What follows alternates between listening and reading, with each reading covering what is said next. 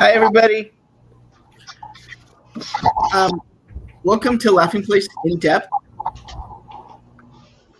We are going to be talking a little bit today about where the theme parks stand.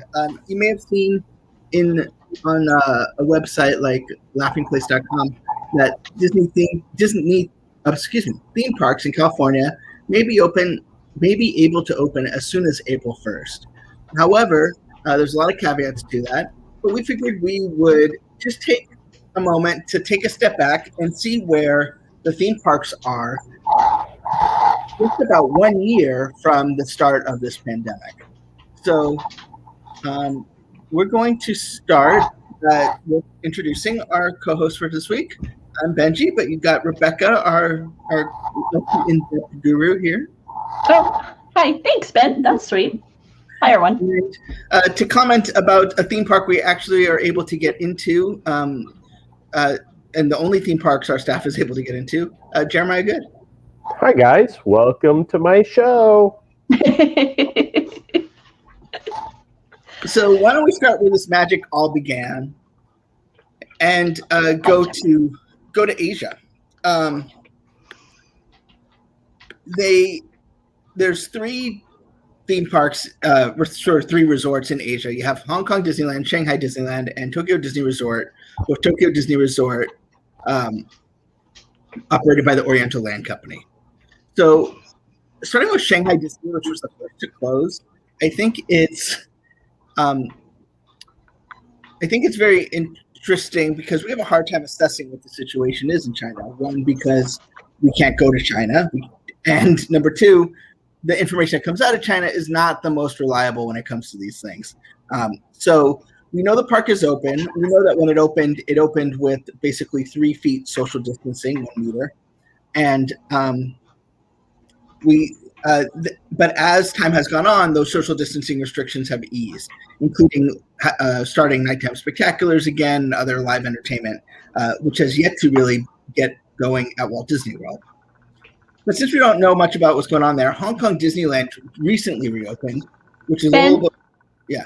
Just before, I just want to, for my own clarification, but they have those like health passport type things, right? Or am I mistaken? Absolutely. No, they do. Okay. And I think that's an important point. And we'll talk about that in Hong Kong too, which also has it. So Hong Kong is a little bit more open. So we know a little bit more where the virus stands there. And so, it's easing as it is across the world, but they also do have virus passports and are operating on a much more limited basis than Shanghai Disney is. Obviously, it's a much smaller park. Hong Kong is a much smaller region. You're not having a lot of out-of-town tourism coming in, so it's operating, but I would say at a reduced capacity because of the virus, but also due to demand. And then Tokyo Disney Resort, which is operated by Oriental Land Company, so not quite the same operational, I would say, plan, but they are operating more on a time ticket basis. And as you know, getting a ticket to Tokyo Disney Resort can be a challenge in even normal circumstances. But they're also operating with no shows, live entertainment, which is sort of a hallmark of Tokyo Disney Resort. So everyone seems to be at a different place, which is natural. You're not going to have a one size fits all situation. We don't even have that in the same country here, but things are starting to pick a little bit back up with all of the Asia parks open at least a few days a week. Very good. I mean, to kind of catch up on what's happening across the Pacific. Yeah, I had forgotten that Tokyo had reopened because it had closed and then it opened and closed. And I think, has it been through more openings and closings than the others? Because I feel like, yeah, I think Hong Kong has gone through this with like 3 sets of closures. Okay. And then if you add on the fact that right before the virus, there was a lot of protests which caused closures in Hong Kong. So it's sort of like, it kind of felt like a water park. You kind of always had to like check to see if it was actually going to be open. But now in the other international park is obviously Disneyland Paris. There they have a much different sort of vibe in Europe about how to handle the resorts, where lockdowns are much more specific. a lot more mandated. And they're currently working on a virus passport for EU residents. So it's expected that somehow you will have to get that sort of green light once the parks open. Now, we know they're not going to open before April 2nd, which is, the date that Disney kind of said, okay, we don't know if, what was that? Someone typing?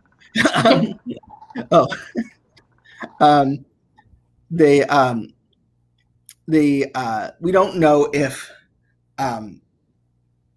what the technical process is, but we're still about a month away. It's important to note that Americans cannot go to France as tourists. I mean, there might be certain. We can't go anywhere really. I mean, we can kind of, but the restrictions and everything, it's not feasible to travel anywhere because you're quarantined if you go. So it's not vacation time. I mean, hopefully that will also change soon, but we have May to look forward to.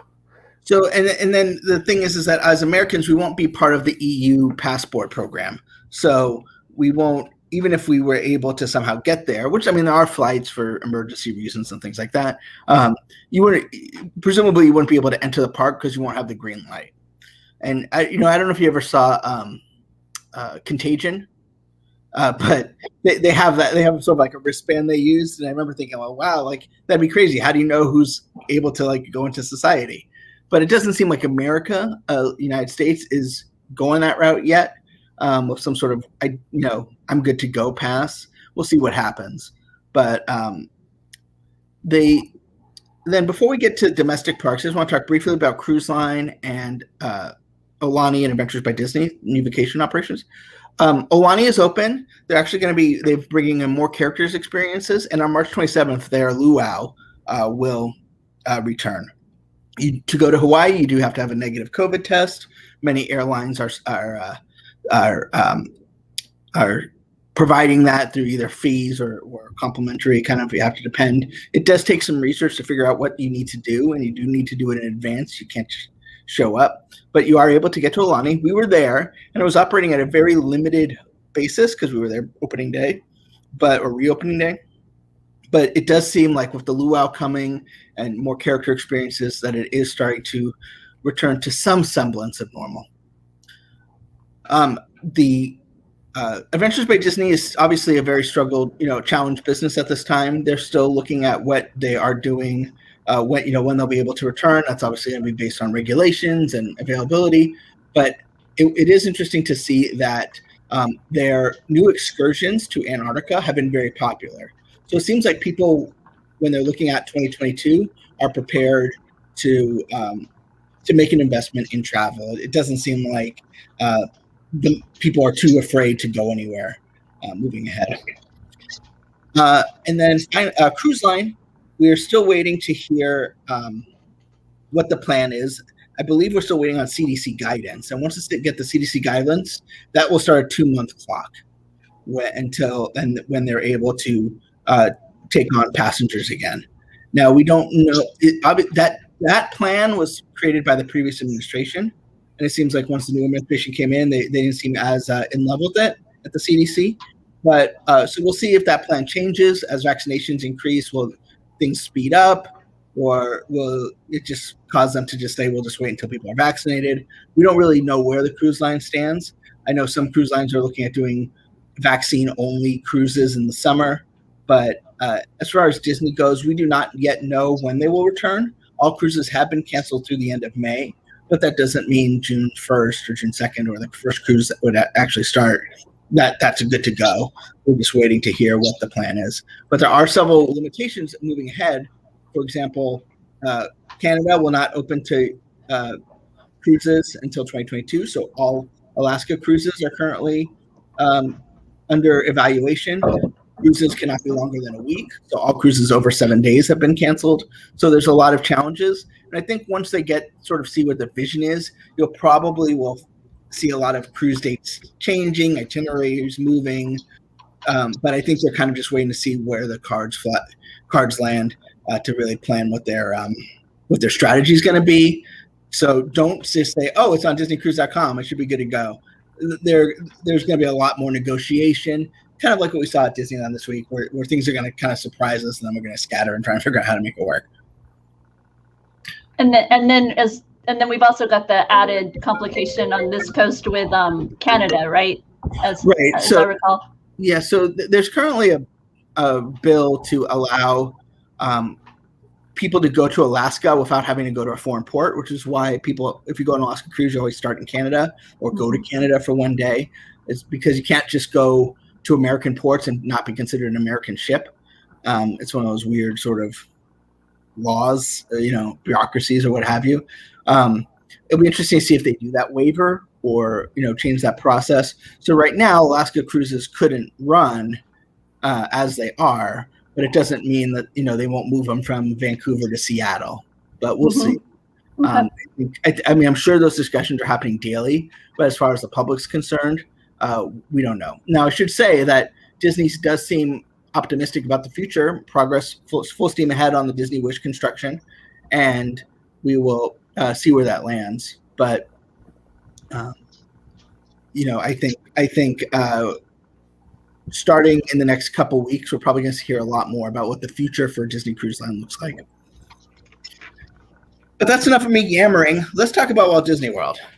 Jeremiah. Oh no, I want to yammer more. Nobody ever wants that. What would you like to know about the Walt Disney World parks, all 4.5 of them that are currently open, and Disney Springs? So I have a question first. So we know that they increased capacity from 25% to 35% in the last couple months. Is it noticeable? Very much. We've had weeks where, the biggest challenge out here by judging the capacity is, we're used to an hour wait for an attraction where everybody's inside the queue that you can't see. Now we're seeing hour waits where everybody's outside the queue and wrapping through Adventureland. So it is noticeable that it is busy. Is it noticeable if we compared last year to this year? It looks more busy than it was last year at this time, just because there are more people visible. As far as the parks go, you look at Frozen Ever After is probably the go-to example that I say, where last year at this time, it would have been an hour wait, and you would have seen it just sticking out in Norway. This year, it is 35-minute wait, and the line is in China. So it is purely how you look at it, whether you're judging if it's busy or not. Does it seem more busy overall? Yes. But again, because there's no fast passes, half the shops are still closed capacity, restaurants haven't reopened. So the people that would normally be someplace else are now all out on Main Street taking pictures with their coffee. So just because the parks are not running full steam ahead doesn't mean all the projects have died. Now, a lot of the projects we expected to open this year are not going to happen this year. Tron Coaster was said to be by the 50th anniversary of Walt Disney World. I think none of us expect that to open by October. We don't expect the Walt Disney Epcot transformation to be done by October. No. But we did get, and it's weird how excited we got about this, but we did get a new look at the entry plaza, including some new lighting at Spaceship Earth. Now, I know pictures never do lighting justice. So how's this new entry plaza look? It looks pretty. It really is. The lighting on there is what used to be there, where it's just fluorescence all the way around. They put, LEDs in there. So if you sit in just the entrance area, which this is really going to encourage guests to do more, because the background music and the lighting package, and this is all leading up to the beacons of light that are going to open up, hopefully by the 50th, where there'll be projections on Spaceship Earth. So that new area will be more of I don't want to say a show area, but a gathering area to enjoy whatever the future is. It is very different than anything I've experienced at the entrance of Epcot. I can think back to pre-Millennium Celebration, where you walked in and it was pretty, but now it could be its own area. It's much like when you walk into Main Street and you just kind of soak in at the hub or at the town square. That's what this has turned into, and the lights are just very beautiful. And we can't play the music for reasons, but can you describe the kind of tone? I've heard this. We're so used to that sort of where it used to be just the attraction songs. Mm-hmm. It was the, hey, here's Soarin', and here's another version of Soarin'. Now I described it as very grandiose. Like, you walk in, it is just, it gives you that awe feeling. The opening of Star Wars with John Williams doing that is kind of how you feel when you walk in, where the music will be subtle and it'll swell up and then kind of bring back down. So like I said, I spent probably over an hour and a half out there just watching the lights the other night. And yes, a lot of it was for our video, but I also enjoyed every second of it. I also like the flags that they've added to this area. Currently, I believe, Jeremiah, you said that they're representative of the kind of the classic Pavilion icons, and I guess we're anticipating that those will change once the transformation is complete. Yeah, I think that it'll definitely change over, because we saw the new icons at D23 Expo, and they're on display at the Epcot experience, where there are enough of them that could take up all of those flags. Right now, it's just the original pavilions, and hopefully they'll even add in some type of plaque at the bottom to describe what they are, because I think other than us Disney nerds, most people won't even go, what are those? Those don't look like countries. Yeah, I had a hard time getting, when I was a kid, I spent a lot of time studying them and trying to figure out which one was which.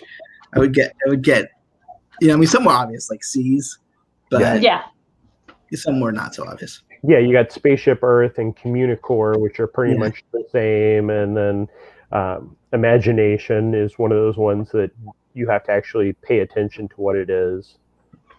But that's not the only thing going on at Epcot. The Flower and Garden Festival started on Wednesday. Yes. So it's a taste of the Flower and Garden Festival. Correct. Which is, anybody that's been watching the theme parks, everything is just a taste of right now, because it's not the full-blown festival. Even though the Taste of Flower and Garden is, I feel, almost more than what they did last year, because last year we had Flower and Garden for what, 2 weeks, a week before the shutdown, and it seemed like there was less as far as the booths go and the topiaries, but it also, I think, with the construction walls and the new pathways, we focus more on different things. So the taste of is really fun. I mean, I've always loved the Flower and Garden Festival with the topiaries, and this year bringing back the Fantasia topiaries in the front and the new faces on the Lion King topiary, and kind of bringing them all into Future World and less into World Showcase, where they kind of get lost amongst things.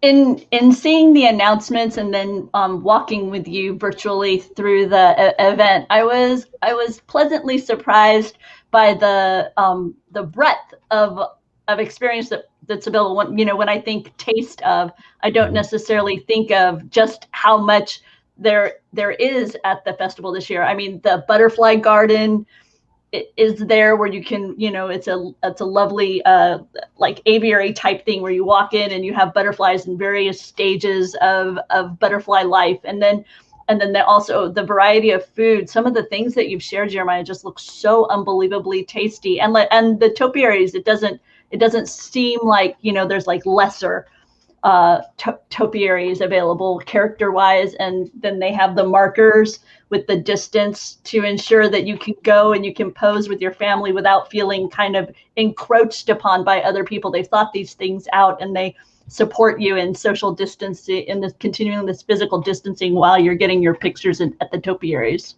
Yeah, and they brought more of the PhotoPass cast members to the topiaries, where in previous years, it was just, you grab somebody, hey, can you take our picture? Now, PhotoPass is located at some of the main topiaries, so you don't have to worry about it. They take the picture. Yes, it's the PhotoPass, so if you want it, you have to purchase or do whatever you want to do, but those photos are always higher quality than just a quick phone photo from some stranger.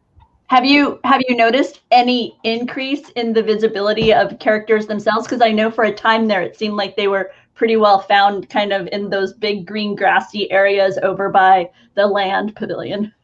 It is still just Joy and Pooh over by Imagination, and with the Butterfly Garden that kind of cut off some of the area that they could be in. And then we have Alice and Mary Poppins in the UK, the back walkway.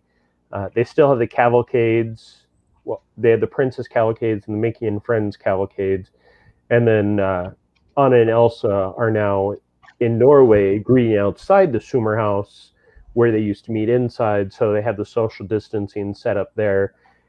But as far as, what we've seen like in Aulani, where the characters seem to be out more and more in the normal state, they're still very, I don't want to say cordoned off from everybody, but they still have their own photo op area. And then, as Jeffrey points out, the other thing you aren't going to have is those like gardening displays, right? In the garden center, you're not going to have, where you have kind of a lesson in how to plant whatever. Yeah, and that actually was something that happened last year because we didn't really have a festival center. So they moved away from more of those. They'd moved them outside.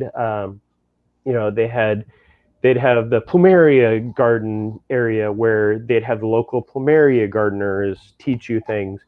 This year it is less of the interactive, like there's no Twining's tea tour or any of that, but you can still do your self-guided tours. So, you bring up a good point that last year's festival was kind of canceled, basically as soon as it started. So it kind of feels like this is the rerun, not as in depth, but not, it's not like Festival of the Arts. When you don't have the performing arts, it kind of really limits, I think, what that festival was. This one seems like it's definitely a step in the taste pantheon, I guess, in the spectrum of festivals. It seems like this one's trying to grow a little bit from what we had, food and wine, and then holidays and arts. Yeah, this is definitely moving forward, kind of the more norm. And we have the Voice of Liberty performing in the American Gardens Pavilion or American Gardens Theater with Mariachi Cobre, and then the City Beautiful performances at the American Garden Theater is something that almost feels like it's a step back to where you used to do the cover bands during the summers to just kind of fill the space. But it's more of the local bands that they're bringing on. And a lot of them, I think almost all of them are some type of a cover of, top 40 or 80s, that type of stuff. So it's bringing a lot more of the entertainment in. American Gardens Theater, which used to only be used once a day, is used almost continually throughout the day. We've got the Jameters on the Old Mill stage in Canada. And then, of course, the Epcot pianist inside the World Showplace. So there's definitely more entertainment, I want to say, than last year it was, because last year it was, we'd have Voice of Liberty and the different smaller things, but they weren't scheduled, where you can see the drummers in Japan if you happen to walk by. Now you have the schedule of the 4 different groups, and hopefully the entertainment does expand and we get some more of those classic Epcot performers back. But right now what we have is great. So I don't have a picture ready, so I'm going to try and get one because I wasn't going to ask about it. But since we're talking about Epcot, I got to ask about the Harmonious barges. So much talk about the Harmonious barges. No one has come and came to me and says, "Wow, you're too critical on Disney." I mean, I am about as Homer. Yeah, as possible. Yeah, this kind of feels like the Mo Vaughn situation. And are they as big as they look? Hang on, let me grab a picture. I feel like they're bigger. I feel like this is one of those where sizes in your things in the picture are larger than they appear. Yeah. Hang on, I grabbed the picture. We were wandering when we were doing our walk and talk this week. And for those of you who haven't liked or subscribed to the stream, let me tell you, subscribe to Laughing Place, because we are in the parks a lot, wandering, exploring. We come across new merchandise. We come across new trash cans. All kinds of things that you might not otherwise know. And one of the things that we were talking about last week was Jeremiah was strolling up towards the lagoon from Spaceship Earth when Doobie first was able to, from in studio, catch a glimpse of the Stargate. It looks bigger than Spaceship Earth. 6 stories tall, right? Yeah, 6 stories tall. So I was having this discussion with some people the other day, and the centerpiece of Harmonious is the large ring, which I've been calling Stargate since we saw the concept art. It is 6 stories tall, and there will be 2 more of those wide barges on this side. The tacos? Yes, the light up tacos. So, yes, it's a little off center when you look at it one way, but with the islands and the barges, everything will be center. So, yes, everybody can complain about how dare things be off center. Disney spends millions of dollars on this show. That is something I'm sure they took into consideration, but my thought is... These are the same thing with Rivers of Light, just full disclosure. I know. Every time I've said anything about Disney has not let us down in the past few years with any of their projects, I always point out Rivers of Light is the one thing. Some people would say light magic too. Well, that's 25 years ago, Rebecca. 25 years. But still, it feels very similar to me in that it's an iconic, still rather popular product that is being replaced by an unproven. So here's the thing that got me. So at first when they said, okay, we're going to make it a fountain so we can have it out all day. I said, okay, that's nice. It can't be efficient to just kind of drag it in, drag it out. It limits what you can do. People are stuck in China trying to get across the border. That might not have been the right way to say it, but But you're standing there at the bridge waiting and waiting for it to raise and lower so it can pass through, yes. But I didn't, if this thing's a fountain, it's going to cause currents. It's going to the friendship boats are going to be rocking and it's going to be huge and distracting and noisy. It's not a little dinky fountain to keep it from becoming sewage like you see at the resorts. That's one of the things, definitely the wait and see is where I tend to lean with this, because yes, walking in there the first time I went, wow, just one of those barges was massive. And then when they brought out the centerpiece, which is, as we said, 6 stories tall, it is huge, especially when you're up against the water. I have also gotten in arguments with friends who are like, it destroys the view. And yes, it destroys the view for us nerds. Again, we are this much compared to the millions of people that come every year and spend millions of dollars to have their kids run to Norway right away, or soon be running to France for Remy's, and not acknowledging that this is a giant barge sitting in the middle of the water. I hope that, I shouldn't say I hope, I believe that there will be something that won't come across as this is a major distraction. It's just... That's what it looks like to me. It's like someone should be in the middle casting their magic powers. Is that from WandaVision? No. It looks like WandaVision fan art. Okay, because I'm like, I can't even tell what that is. But I'm very interested to see what it will look like once it's actually a fountain. And I'm surprised it has rolled out and been sitting out there for as long as it has without being a fountain. Well, it seems that they know that they have a problem because they put signs out saying like, hang on, this will be a fountain. And so they wouldn't have done that just to kind of, they know that it's ugly as it is. I'm just not sure that as a fountain it's going to look, it won't look worse, but I don't know if it's going to solve the problem. Having two more of the tacos out there,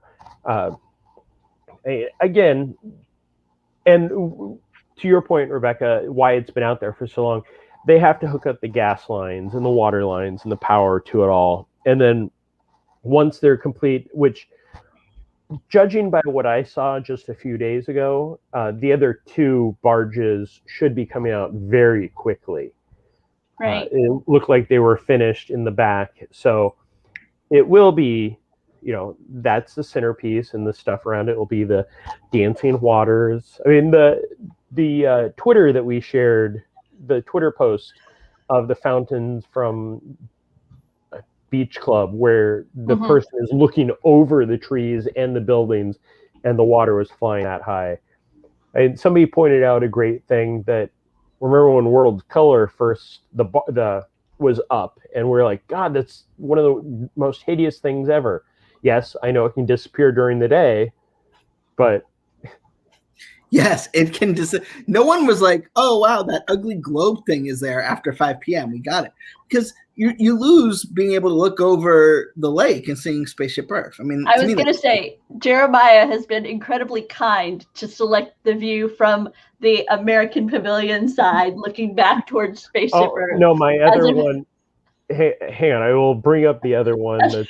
Because it's the one from I think it's the one from the other side that is more. But even this is bizarre. But this isn't as, I feel like the other one right now is the one that really catches you off guard because you come in, when you're entering the park, especially if you've been somebody who's been coming regularly for years. It's very off-putting. And I shouldn't say off-putting, but it definitely, this view coming down, it's like, because it's not even, it doesn't even like center on the now I argue that once it's illuminated as an enormous fountain, I have no idea what its center is going to be, but currently it's just this open circle that splits the America Pavilion kind of in half. Look at the fountain art, concept art that makes it look like a little fountain. It's gonna be, unless it lowers or something, it's much bigger than that makes that pit look. And this shot is direct center. Like, if there was a center line that cuts Epcot in half, I would be standing right there on it.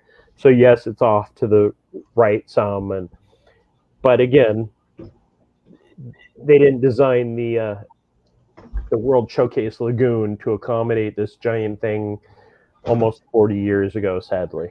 I loved when you encountered John Frost of the Disney blog, and he hypothesized that once the redo of Epcot was completed and everything was transitioned as it should be, that this was now going to be on center, that somehow they were going to shift the center of the lagoon, which isn't completely impossible, but seems highly challenging.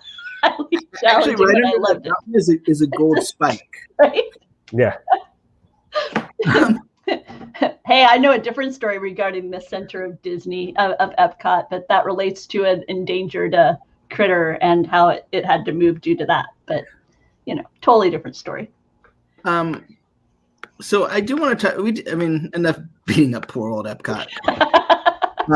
By the way, there's some really great Orange Bird merchandise, by the way, Ben. If you haven't seen it yet, be sure to check it out. Some really awesome Orange Bird merchandise. I feel like Orange Bird has overstayed his welcome. From 1971 to 1982. It's because you're mad because he's taking some of Figment's spotlight away, and you're a Figment fan. No, I like Figment, but I feel like part of what made Orange Bird cool was that it was limited, and not everyone knew who he was. It was like a Disney fan character, and you got him. But he splattered. I mean, they literally put him on the walls at Magic Kingdom. And so, like, he's not that interesting of a character on his own. What made him interesting, he was a slice of Disney history. Yeah. But if it sort of like keeps going and is exploited every time they want to sell a pin or something, it's just not the same. He's cute. I actually am on Team Benji on this, and I am a huge Orange Bird fan. I do feel like it went from the few of us that remember the stories of Anita Bryant and Orange Bird from early Magic Kingdom to the reappearance of like, oh, here's the statue at Sunshine Tree Terrace and Dole Whip, and then everything, and now it's like, that's funny. I literally have a hat, a shoulder thing, a sipper cup, and a shirt within my room right now. Okay, I'm in the completely opposite camp. This merchandise would come out and everybody would rush to get it, and I'd be like, oh, I don't get it. I have no affinity for this character. I've never seen this character before. I've only seen it like in weathered art when I go to like a Disneyana event. Like I say, and now it's like, oh, this guy's cute. I want the hat.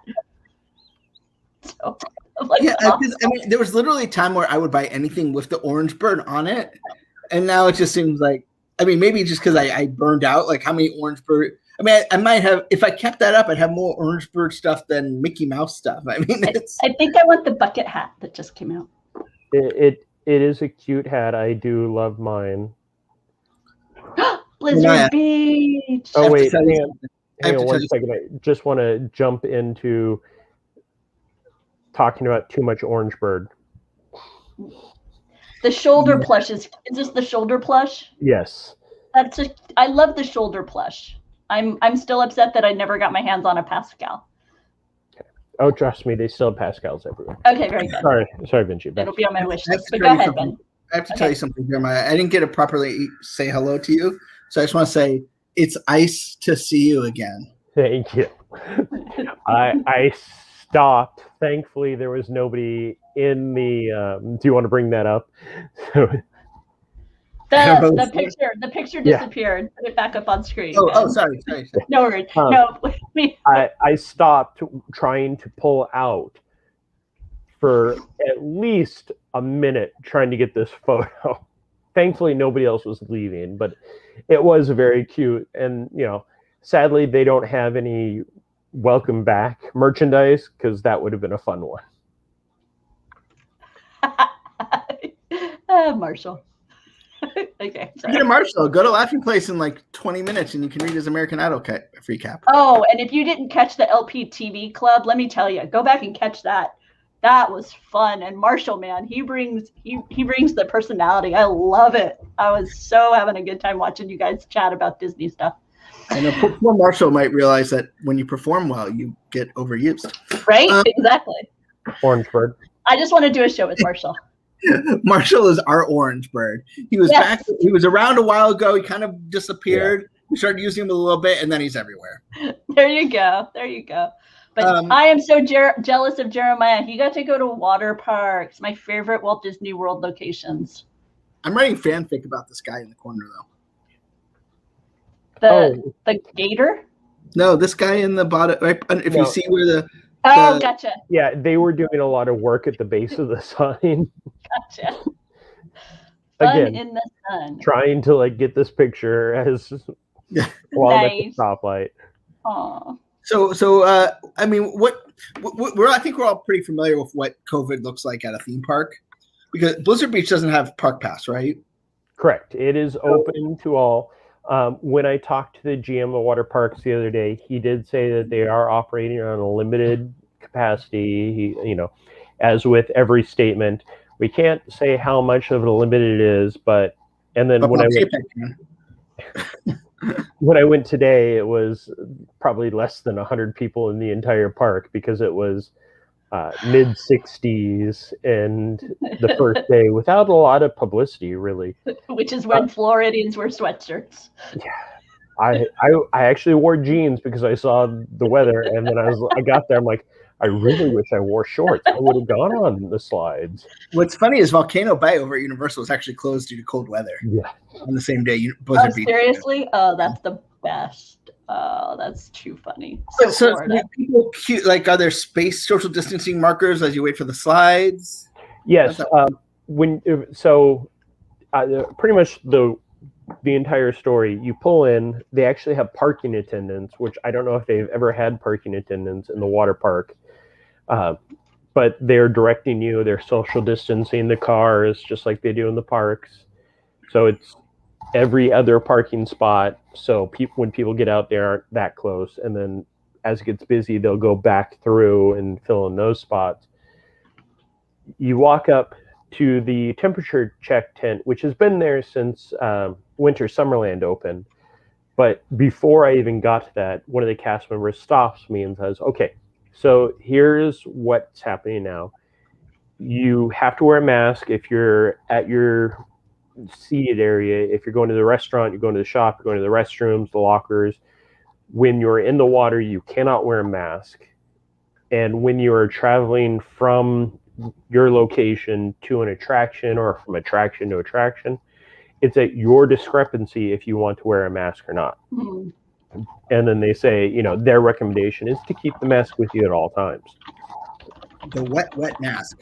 I know that was the thing. I was like, I may want to get like a Ziploc bag, maybe one of the old Splash Mountain Ziploc bags. I'll put my mask in there. Right. Keep it dry.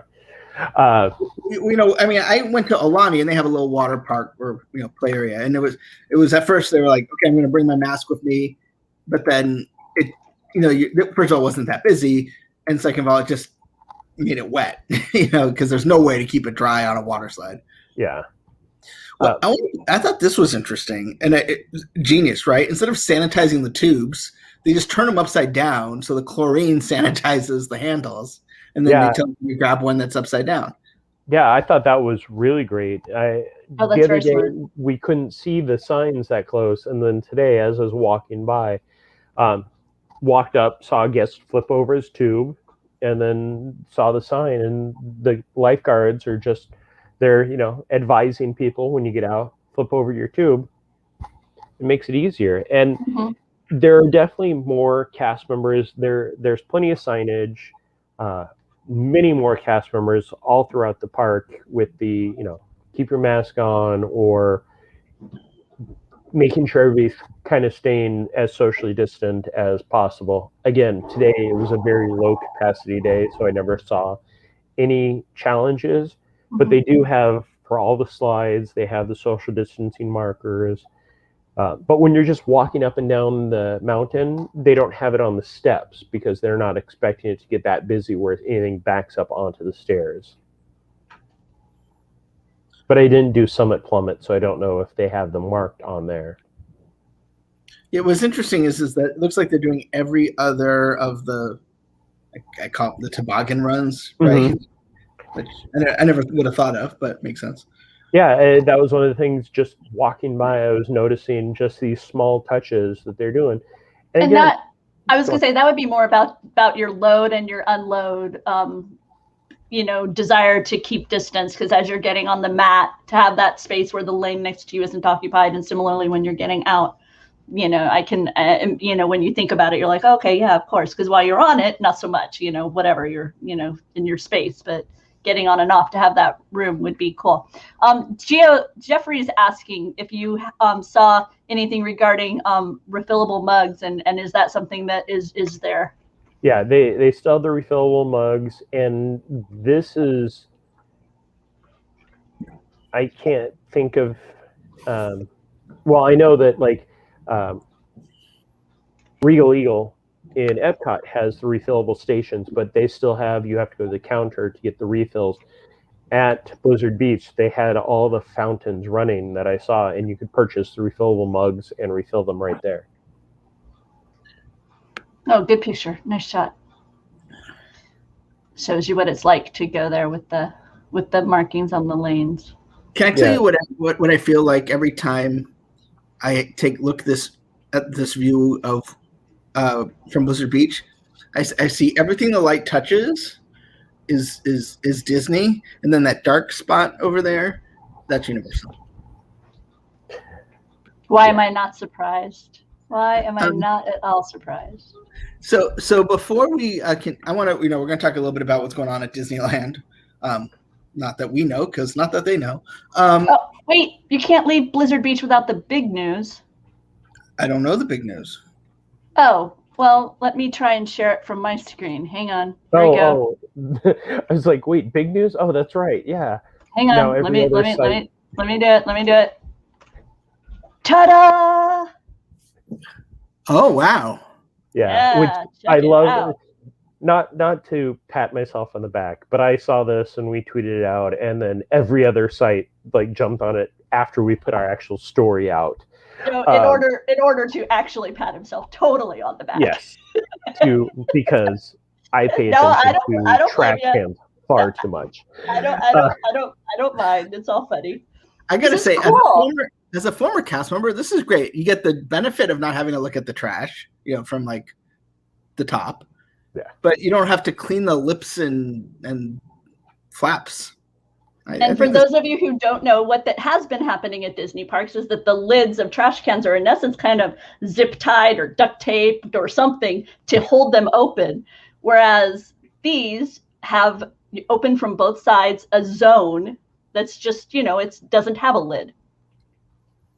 Yeah, and they're actually very nice looking. I mean, I spoke with some custodial people who hadn't seen these, and they have been working for the past few days because they just debuted at Blizzard Beach today. Yeah, I like them because if you are throwing away something messy, you don't get it on the lid. Mm-hmm. That kind of thing. You can just toss it in there. So nice. I have a question before we move on to Disneyland, though. Do you think Marshall realizes that this orange bird thing is going to stick with him through the rest of his LP career? He doesn't, but he should. Ahoy! So maybe if we're lucky, he'll pop in and give us the commentary of being laughing places at Orange Bird. With his thought bubble. So on Friday night, where you get all the bad news, California announced that theme parks might be able to open as soon as April 1st if they're in the red tier. A lot of restrictions, which we'll get into. We did a full rundown on a special report we did that night. If you want to get in the details, you can go back and watch that. Rebecca actually brought up a good point. We were so focused on the theme parks, but it seems that this news was tied to opening day at baseball, because they wanted to create new ability for people to attend in limited function outdoor sporting events, namely baseball. So with opening day of baseball, then they probably took this opportunity to look at theme parks, which are sort of in that same recreational bend.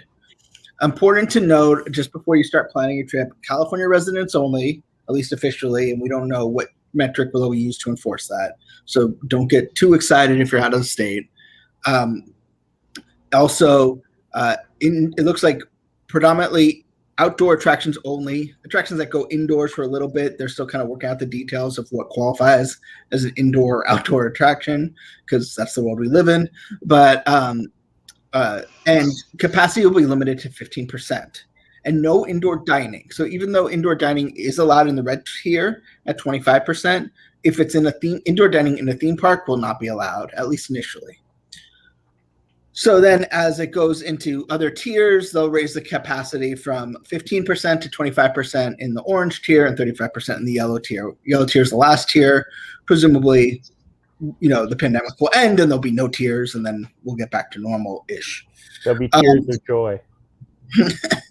So what's interesting about this is that news came basically 24 hours after they sold all of their Touch of Disney tickets, which is their sort of ticketed event to get into California Adventure without rides.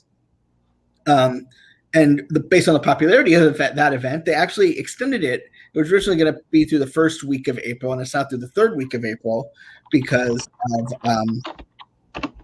of the demand. So I think it's pretty clear that Disneyland didn't know this was coming.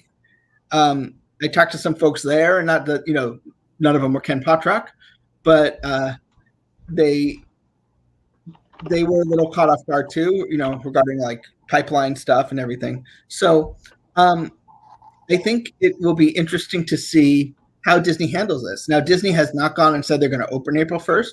We don't know what their opening date's going to be. I presume we'll hear more information in the coming weeks. And also, initially, Disney told us that the membership programs will be ready to launch when the parks open. I don't know that they'll launch when the capacity is limited to 15%. That seems foolish. But, I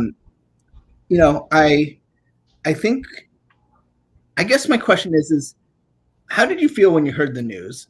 I mean, without getting into, the joys of California politics, were you excited because this meant a change to more normalcy? It's just one more step in the right direction? Or were you disappointed that there still seems to be so many restrictions that it doesn't appear that the theme park experience we want will be coming soon? Well, I'll start with you, Jeremiah, because Rebecca looks a little too eager, and that scares me. So I wasn't paying attention to. Well, I saw a blurb, and then I had 5 other people. Disneyland's reopening April 1st, and then I took 2 seconds to investigate and see. Well, it can open with the 15% in California. So I think it's kind of like the fool me once, my fault, fool me twice. I'm not doing that again. And I hope that it does lead that way. I mean, I really hope that it actually opens on April 1st. We had somebody commenting earlier in one of our shows that, oh no, it's going to open on April 1st. They're calling back all these cast members.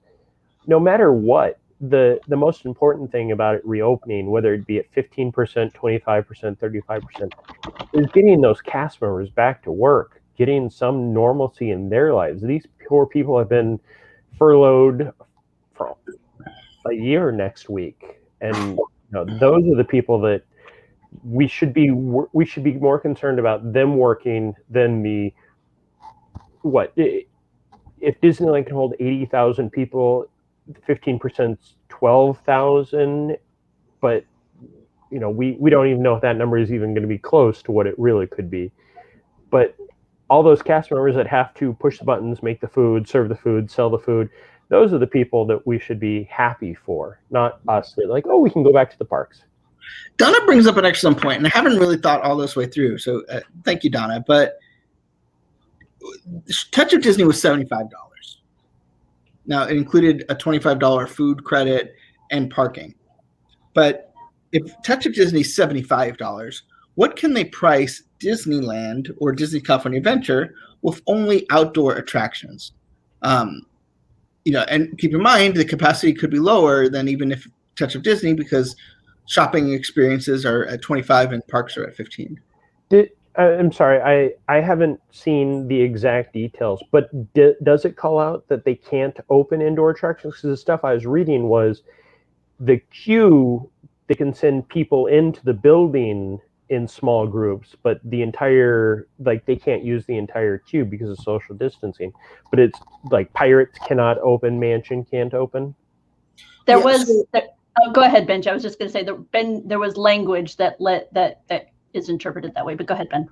Yeah, I mean, specifically Mark Galley, who's the health guy for California, said basically it seems to say outdoor attractions only, but there is a gray area, and they're going to work with the theme parks to figure out what that gray area is. So there's basically going to be a limit to the amount of time that you can be indoors. But we don't know what that's going to be. So something like Pirates, where you're indoors for 15 minutes, is probably a no-go. But can you do an indoor attraction that's only 90 seconds? I don't know. And I don't know that they know. I mean, I think that's why the reporting when it was initially announced was very muddled. You had some news organizations like ABC News saying no indoor attractions, and then you had other news organizations like I think it was the Orange County Register that didn't say there would be no indoor attractions. So even news organizations were split on how they interpreted the remarks. Yeah, and I mean, maybe this is foolish, but I usually tend to go when it covers Disneyland. I usually go to ABC7 because I figure if they're going to get it wrong, they'll be the first to be notified to fix it. Right. And and granted, I didn't. I'm just going off quotes I'm seeing in news reports. I didn't hear Dr. Galley. It was not a public event where he announced it. There will be news, more guidelines coming, but we don't have them yet.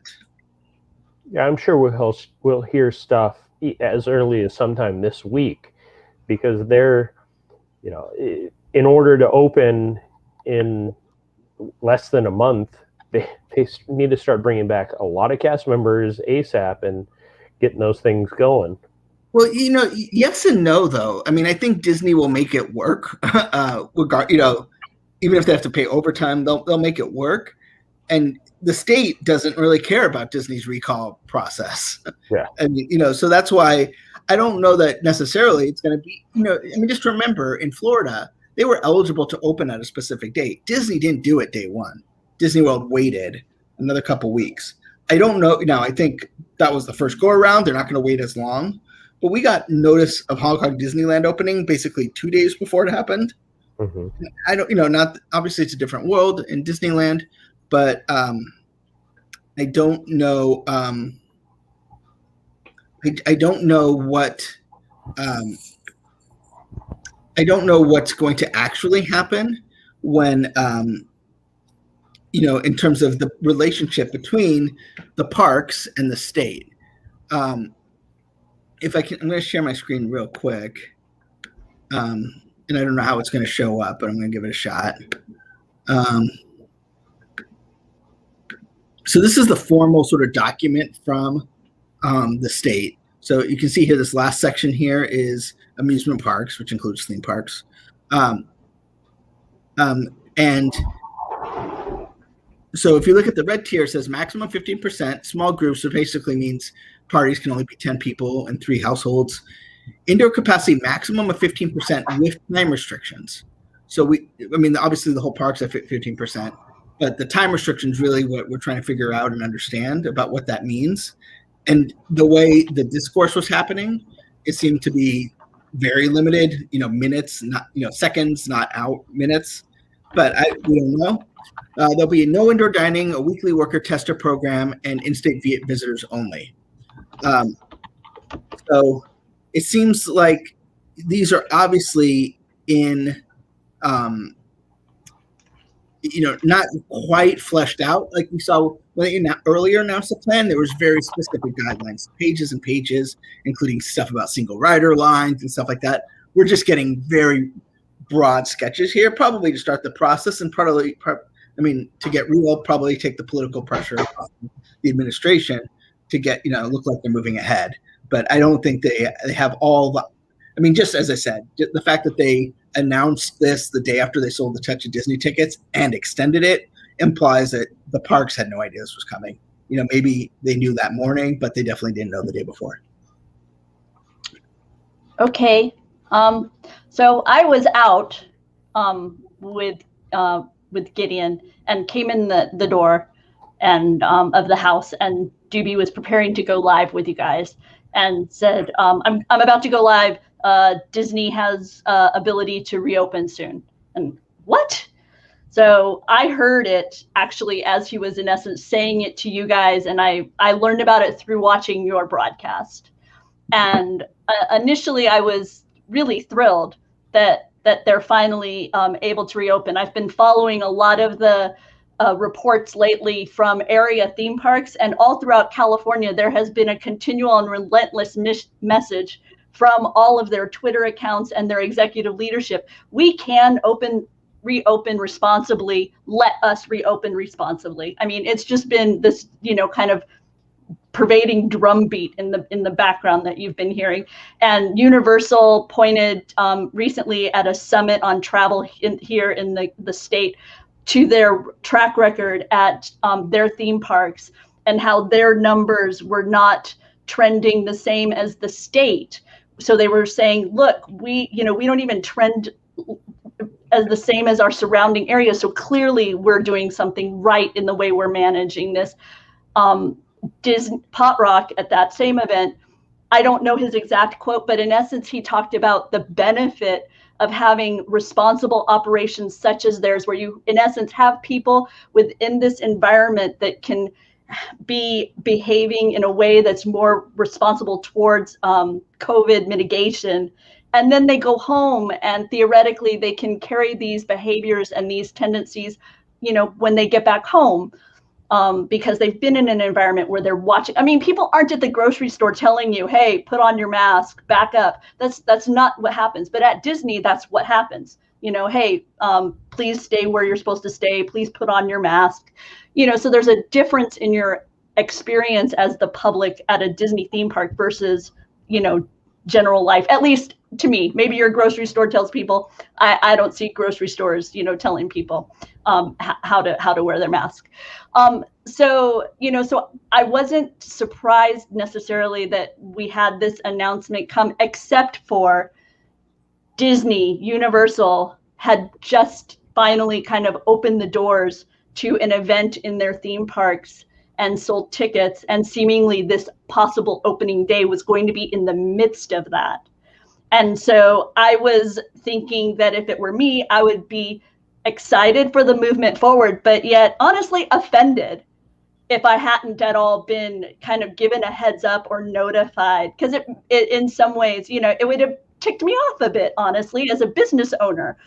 But, so I was kind of torn. And so I was grateful for some of the messaging that came out from Pot Rock, because he sent out an email.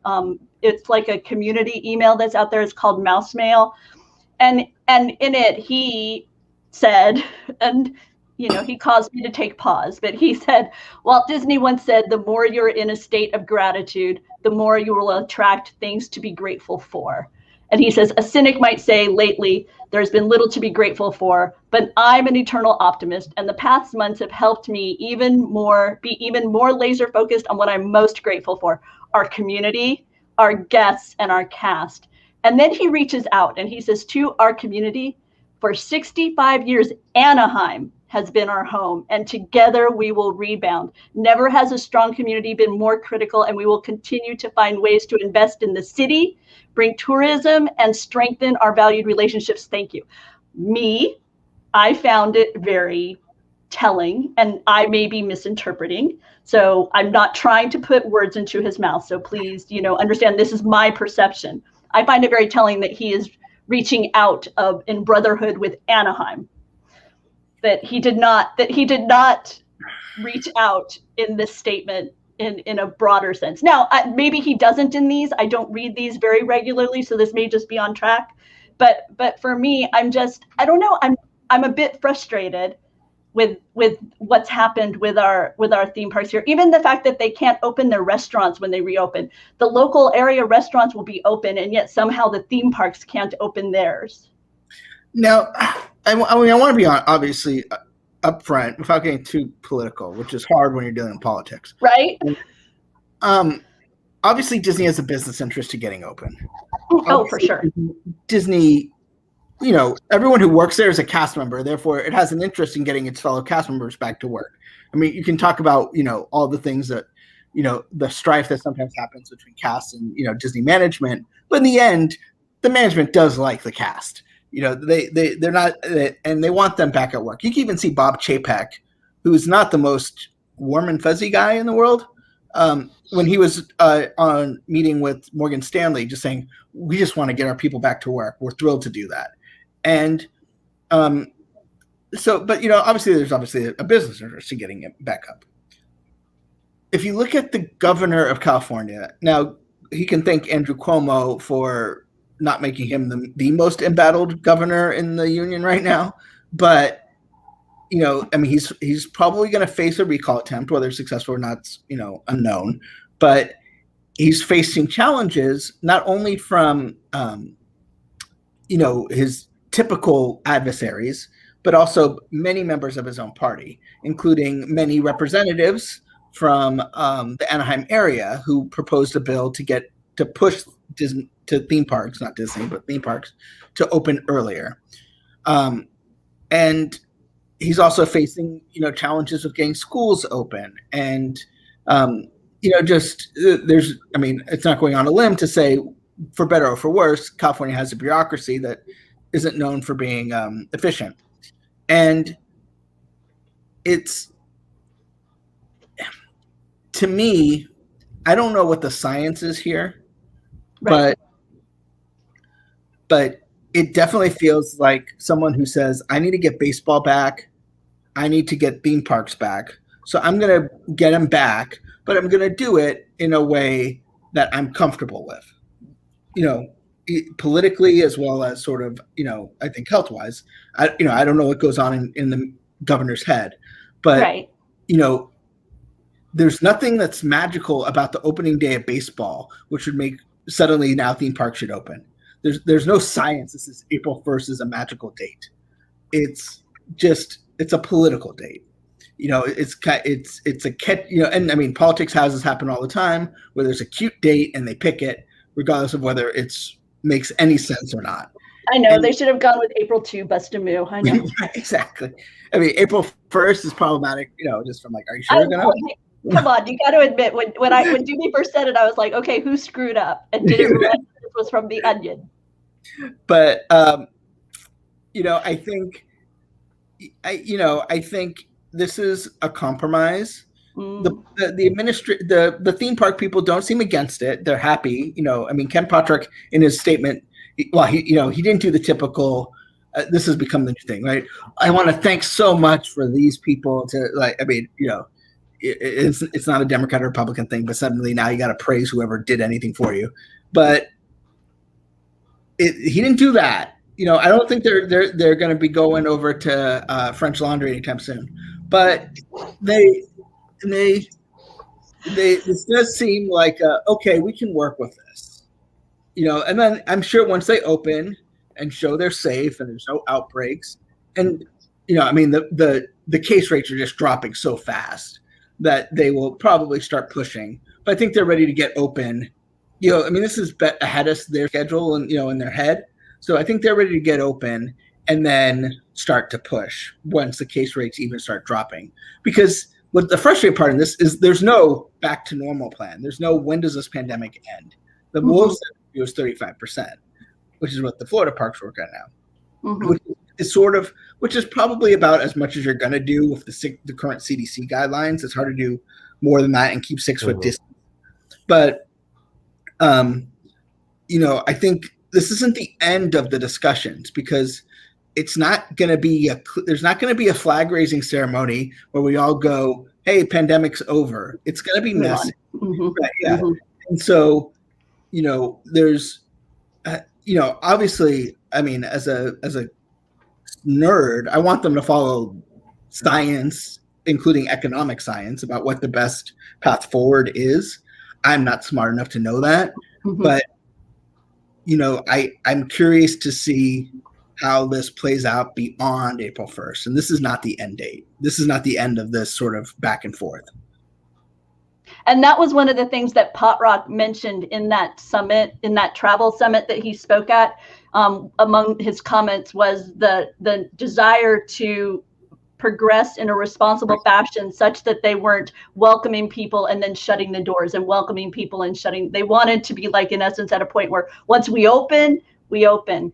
And we've seen that in Florida. Florida hasn't been, opening and closing their doors. They've been making tweaks here and there, mostly adjusting up, but we haven't seen them be open for a month and then, we're gonna, close back down for 2 weeks and then. Yeah. No, but in California, we did see that, right? There's been industry, and understandably so. Cases skyrocketed in November and December. And so it's understandable that they would say, hold up, let's take a step back. But I think it's pretty clear in the way they opened Walt Disney World and the way they're handling Cruise Line, to be honest, that Disney doesn't want that. They'd rather wait and open and be closed. Now, I know the one thing that hurts Disney, I think, in this argument was they were sort of saying in September, now's the time to open, which turned out not to be the time to open. Because everything else was closing down. If you believe that there was a magical number, I understand Walt Disney World never shut down, but Florida's a much different place. So it kind of felt like they might have they jumped that gun, and they noticeably went quiet, right? When there was the stay-at-home order, they weren't like, we're ready to open. But, you just started to see once the vaccines took effect and the case numbers plummeted, then they started saying, okay, we're ready to open again. We're ready to open. Because, there was no way the governor was going to let them open when, there was no ICU beds. Right. No. The thing that the cynic in me is kind of wondered because of this were there any, one of the things that we've seen with the announcement that it's going to open is that there's this belief that it would be a residency requirement, which was not a part of the Touch of DCA ticket sales and event announcement, as I recall. No. Yeah, so it's a little. So it was one of those things where it caused me to wonder. I mean, my understanding is that announcements from CDC, announcements from California governor, not governor, but leadership were such that if you traveled to the state, there were certain expectations regarding your behavior once you got in the state that should have theoretically made that more challenging, like quarantine and this type of thing. But as far as just actual proof of residency, it sounds like that's something that could be tied to this opening versus this Touch of DCA. Right. We don't know if they're going to be checking IDs or if it's just going to be a statement saying we're only open to California residents. We don't know if they're going to. I mean, I would not be surprised if I was a betting man. I would say they're going to ask for some sort of verification that you're within the state. But there is a current as of January 6th, the travel situation in California is Californians should not travel outside of 120 miles from one person's residence. That is not explicitly called out here. It says outside of the state. There's many people that live beyond 120 miles from Anaheim. Right. But also, if you are from without the state, from outside the state, you should be quarantined for 10 days. Mm-hmm. Now, I don't know that. Now, granted, it's a self-quarantine. They're not going to come at, it's not like, you're not checking in with some sort of app and they track you like in other things. Like in Hawaii. Yeah, that's what you have to do. Oh, yeah, Hawaii, so, okay. Yeah. But, and I would never tell anyone to not follow the state's guidelines. I'm not saying don't, I'm saying you should follow, if you come to the state, you should follow what the government says and self-quarantine for 10 days, right, wrong, or indifferent, follow the rules. But this is one of the few things, this and sporting events and concerts, where they specifically call out you must be a California resident. So it implies that, yes, this would require California residency, whereas retail does not specifically call out. So shopping malls, which essentially Touch of Disney is, it's a weird gray area because it's a pay to go to a mall thing, but would not be limited to the visitors within the state of California. I don't know, and I honestly have no idea what percentage of Touch of Disney tickets. I know several people that bought them from outside of the state, but I don't know what percentage came from outside the states, and I don't know what percentage came from beyond 120 miles. Mm-hmm. Well, one of the things, going back to when we all used to go to the parks when we were younger, and it was the Southern California resident ticket, where it was $29.99 or whatever it was, and you had to show an ID. One of the things that we're kind of forgetting here is there are no more annual passes. So everybody has to purchase a ticket either online or in person. So they will have to have some type of proof of residency. So that will definitely skew one way or another with the either attendance will sit at the max for the entire time. But we don't know if that's the case yet. That's one of those. I don't think that's spilled out. I think that's one of the things that's been. Am I right? Yeah. That's one of the things that's more hypothesized than was actually said in the event that wasn't open to the public. Yeah, we don't know what burden is on the parks to verify that they are from within California. Obviously, you could ask for an ID, but not everyone has IDs. This is part of the problem with the whole vaccination thing. So, I don't know what onus. I presume that there will be some sort of more guidance, more detail, not only for theme parks, but for sporting events about what's consider due diligence in making sure they're from California. Now let me pose this to you. Theoretically, the tiers continue to progress as we anticipate based on the current pattern, which means that they will move into this tier April 1st, or they will move into this tier such that they will be able to open April 1st. So now April 1st is on the doorstep. They can open. When do you theoretically suspect that they would actually embrace that? I mean, you don't seem to think that they're like eager, boom, boom, boom. Oh, April 1st, we're going to be right there. We're going to be ready to go. I think they would be happy to open April 1st. I don't know. There's union situations. There's waiting for the guidance from California. I'm sure they're talking through the weekend. We might know more tomorrow, but right now we don't know the rules yet. You can't sell tickets until you know what you have to do to sell tickets. And, once, I know that I imagine that there's a lot of conversations that happened. I also don't think that they would be against refunding the Touch of Disney tickets that were sold and just say, thanks. And we're going to go to some new thing, because what happens if you bought it? You can't just say, okay, Touch of Disney tickets are now Disney tickets, because what if you bought a Touch of Disney ticket, but you live in Arizona? Yeah, I think that they would definitely go, okay, we're going to refund from this point forward. And I don't think that they would just cancel the entire event. Well, again, depending on if they are bringing cast members in early, if they are trying to get everything back in somewhat normal. But that is, I think, to your point, Rebecca, I don't think April 1st, because that is the first possible date. And I don't think Disney's going to be like, okay, so April 1st, we're going to have everybody there, but we're not at the red zone, no matter what they say, how it could be in the next week or so. I think they may be playing it safe and pushing it back mid-April. I don't think we'd see June, but end of April, May could be a good time for it. What are tea leaves you be reading, though, to give you an indication that this is progressing beyond? I would not be surprised if Tuesday. Oh yeah, that's right. That's the spot I was going to say. So I would not be surprised if we don't get at least an indication on that day, not necessarily a date, but more. I mean, if they're doing a Q&A, hopefully someone will ask. But because to be in the red tier, you essentially have to meet the red tier criteria for 2 weeks before you're there. So you have a 2-week warning. But the governor has indicated that he's going to he might be reevaluating our tier structure because of bringing in vaccination rates. But does my understanding from what has been announced thus far. Now, granted, Winnie loves changing this thing every few weeks. Okay. Is that it's going to make the numbers different, but not necessarily change the process from moving tier to tier. Okay. Now, I would not be surprised. I mean, the wait to move down the tiers, if the vaccines are as effective as we hope they are, is a little ridiculous to wait 3 weeks in one tier. If it just the bottom drops out. Right.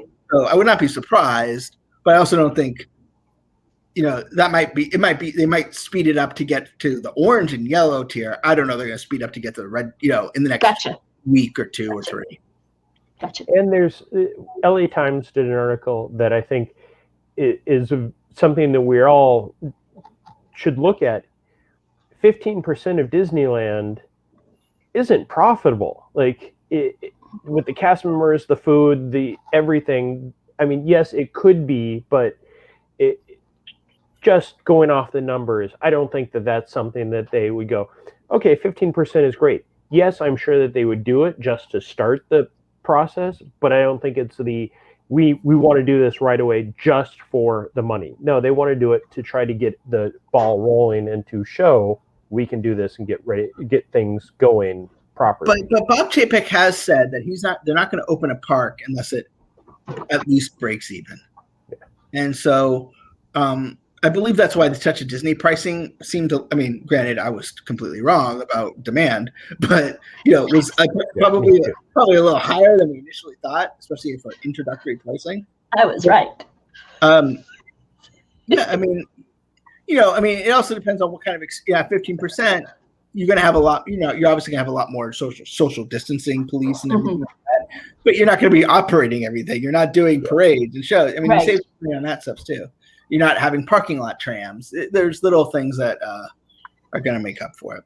But, anyway, I think we're going to get a lot more information, not only from the state, but from Disney in the coming week. So, if we get anything tomorrow, you guys are on Parks Talk at 4, I believe. Yeah. This week. Yeah. And then we'll be doing a post show after the shareholder meeting as well. So, but I want to get into our weekly feature. So obviously we talk about the highlights of coming up on the website, shareholder, as we get ready for that on Tuesday. The fun will start at 10 a.m. Pacific time. We'll be live blogging it if you're not a shareholder and don't have access to the meeting, or you just want to kind of not listen and just read us text. And then we'll do a full recap once it's over. I don't know what to expect. Obviously, this is a completely different world, different company, different meeting style. So we'll see what it means. I also am really curious to see if this is the way of the future. Are we ever going to have in-person shareholder meetings again? Will we get much insight into the weekend debut of Raya, or is it too soon? I think it's too soon, but okay. I went and saw it in the theater today, and I heard I was talking to the staff, and they said yesterday, like, all the shows were selling out. Yeah. So I'm just disappointed Tom and Jerry made more money. I laughed. Tom and Jerry, it was a fun movie, but it's not. Yeah. No, I was very surprised, but then I thought about my own consumer habit, and it's like I don't know that I'm a Disney Plus subscriber, so I'm hesitant to buy it since it'll be coming to Disney Plus. It's not like it's it's like one thing to pay the money to go see it in a theater on a large screen, and but it's a little different to pay that money to see it at home in my house with just my family. So Jeremiah's new, but we end every week with sharing our highlight from last week, and then we'll talk about what we're most looking forward to this upcoming week. So I'll start with you, Jeremiah. What was your highlight for the week? My highlight for the week was definitely the return of Flower and Garden, now the Taste of Epcot International Flower and Garden Festival. I haven't spent, since the parks have reopened, I've spent a few hours in the parks, even on nice days, because limited capacity, you either hit the stuff you want and then you're done, or you go for one specific thing. I spent the entire day there, one for opening day, and then I spent at least 6 hours there the second day. And it felt normal. It felt like things were moving that way. And then staying in the evening and seeing the lights were just beautiful. What about you, Rebecca? Let me think. I'm torn. I'll go with Secret of Sulphur Springs, the episode that hit on Friday. My son was very excited by it and was, for him, it's WandaVision, man. You wake up on a Friday morning, and most of my peers, first thing they do before they hit social media, right, is went and saw the new episode of WandaVision, and then they head over to social media. In our house, Gideon, when he wakes up, it's, we've got to see the next episode of Secret of Sulphur Springs. So that's what we watch, and it's really fun. If you haven't checked it out, they did an episode dump for Disney Plus, and then with new episodes coming to Disney Now, Disney Channel. So be sure and check it out. It's a great family mystery show, haunted hotel, and there's a bit of time travel. So the elevator that drops 13 stories. Right. Yeah, right. No, I was a little bit torn, because another thing I enjoyed this week, honestly, were the images of Iger and Josh Tomorrow.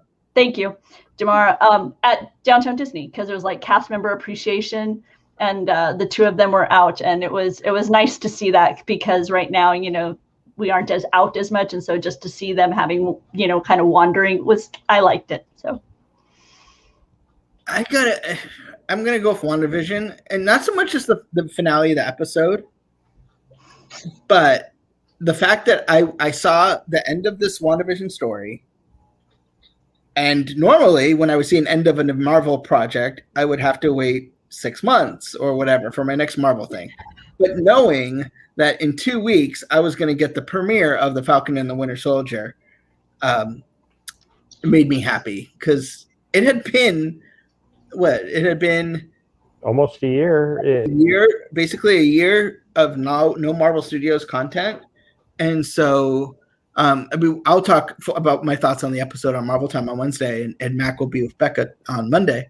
But I'm just excited that there's like something to look forward to every week. You know, we had Mandalorian, and there's great stuff on Disney Plus. But when it comes to destination TV, we had Mando, and we kind of waited. We got Mando season 2. We waited a little bit. Now we got WandaVision. We've got Falcon and Winter Soldier. We'll get Bad Batch. There's always going to be something to wake up to on Friday morning, and I'm excited about that. So, Jeremiah, next week, what are you looking forward to? So, on that same note, March 12th, which I feel like this was announced, everybody got excited for it, and then it's just completely fallen off the radar. The Marvel Studios assembled the making of WandaVision, which I've been, since the first episode, the thing that I've really wanted is, you know, Kevin Feige or somebody at Marvel to sit down like they did with The Mandalorian and talk about how it was made and what happened. That wasn't me. Are you guys able to hear that from my house? Right. And then just get the behind the scenes, and you know, even though it's just a little slice, it is the perfect filler in between WandaVision and Falcon and Winter Soldier. The whole reason I have a headset on is because it was to limit you being able to hear all the other sounds happening in my house. Sorry. Okay. What about you, Becca? Okay, so I suspect Ben and I have the same thing we're looking forward to this week. So I'm going to focus on a very specific part of Tuesday. Okay. Tuesday shareholder meeting. I mean, it's all hands on deck, and I love that. I love bringing all the LP team together. We're all focused on this project together, doing the best we can to bring the highlights of the event to everyone. Benji does a magnificent job of helping you understand as a fan some of what it means to you. And when you go and you read the articles by the financial analyst or whatever, they aren't the consumer. They don't understand the uniqueness of the Disney property in the same way I feel that our team does as far as evaluating what's going on. And so I'm very excited, and that's what it is. I'm so excited. So yeah, I mean, shareholder meeting, it's bittersweet for me because shareholder meeting was literally the last thing I did before the dark times. I was in Raleigh. I was with some Disney friends, and their phone started blowing up at dinner after the shareholder meeting, and then the next day is when the whole world shut down. And it's funny because I remember the conversation we had at dinner. It's like, oh, should we cancel this event we're having in 2 weeks? And it's like, more of just like follow up. And then it was like, looking back, you're like, absolutely no, there was no way that event was going to be happening. Not a chance in the world. I remember South by Southwest, which was supposed to happen right about that time, them being like, we're going to try and do it. And then, it wasn't even close, right? Mm-hmm. But, I'm curious to see what the new format is. Bittersweet for me too, though, because typically D23 would do a movie screening afterwards of an upcoming film. And we don't get that this year. I'm just in my house, and there's not even really anything to put on Tuesday. So we need to fix that. We need to have some sort of LP celebratory something. We'll figure it out. I'll work on that. I'll put my head together with Jimmy. We'll figure out how to fill that gap. But my expectations are pretty high for trivia for Tuesday. I feel like I know. I was gonna say maybe we should have 3, not just 2, but 3. Board of Directors trivia. And Benji wins that one. Yeah, I was going to say, Benji can't even compete in that one. So, and as I said, we'll have full coverage on Laughing Place. It's a different world this year.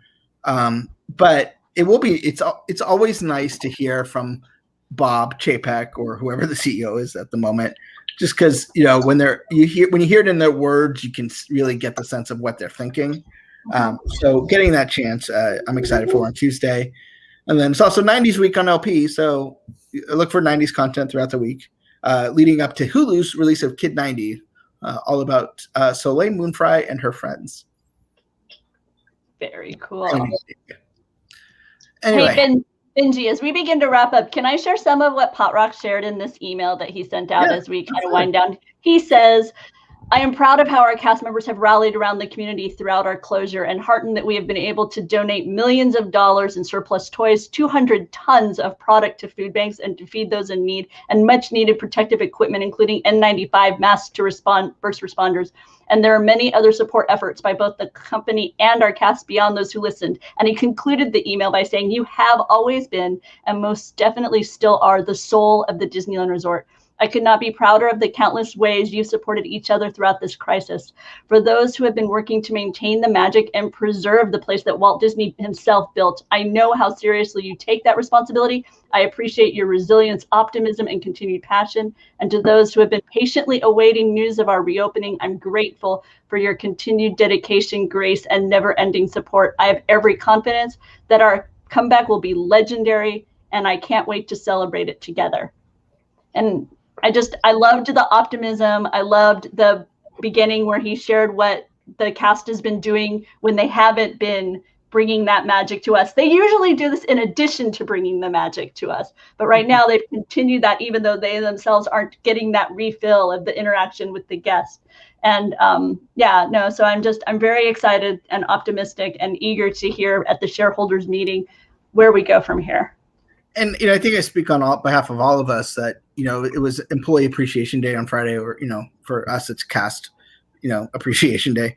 And we know it's been a hard year for everyone. For those working, they've had to deal with new challenges. For those put on furlough, had to deal with the economic hardship. And for those that, found that their roles were no longer part of what Disney's vision was, that's a struggle in and of itself, because people realize it's not about losing your job, it's about losing your purpose. Mm-hmm. And we appreciate all the work that they did, in their entire time at Disney, but also the magic that is going to be made not only by the cast members of the Disneyland Resort, but the people that are alumni of Disney who will go on and make wherever they end up even better.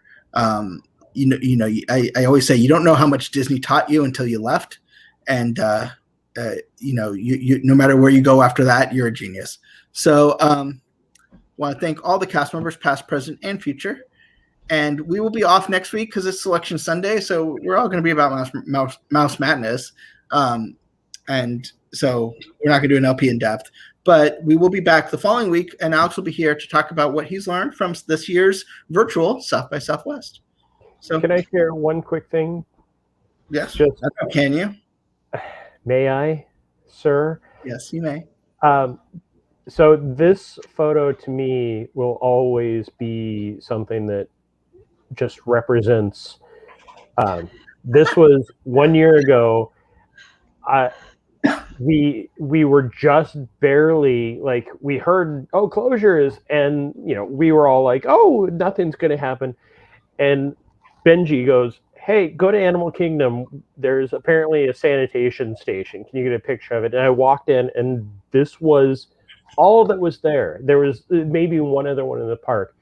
And a week plus later, we completely shut down. So it's just, looking at this, when I saw that this morning, just hit me. I mean, I don't want to say, well, I guess I can and do the comparison. This is kind of like, pictures from 9/11 of, this was the start of what changed the world as we know it for me. It's going to be very interesting to look back on this year once we're beyond it. Right now we're still in it, but once we're beyond it, and kind of see how we view it all once we're beyond where we are. Yeah. Not to end on a rant, but all those people that thought it was magically going to change on January 1st.